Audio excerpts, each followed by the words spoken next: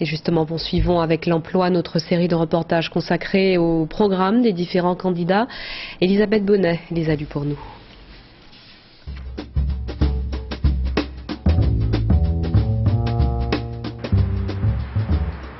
Diplômé d'une école de commerce, Thomas cherche un premier emploi depuis 5 mois. Sans expérience, il se heurte souvent à la frilosité des entreprises. Quant à l'ANPE, elle lui propose plusieurs dispositifs de soutien, hélas pas toujours bien coordonnés. Dans le cadre de l'ANPE, j'ai eu l'occasion de rencontrer des gens qui sont extrêmement compétents. J'ai été agréablement surpris.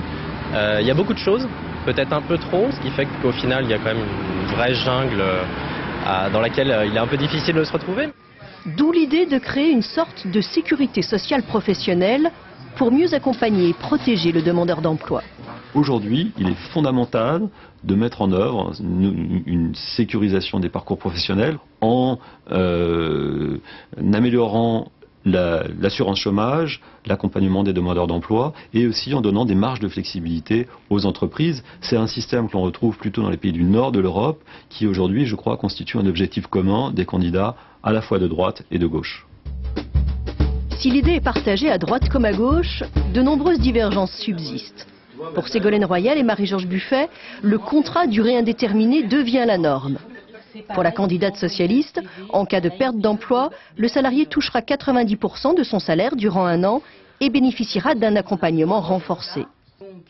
Nicolas Sarkozy, lui, propose un contrat unique à droit progressif.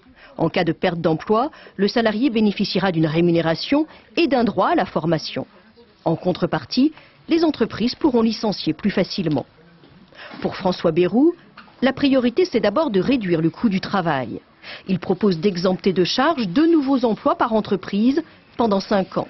Enfin, Olivier Besancenot, Arlette Laguier et Marie-Georges Buffet veulent interdire les licenciements pour les groupes qui font des bénéfices.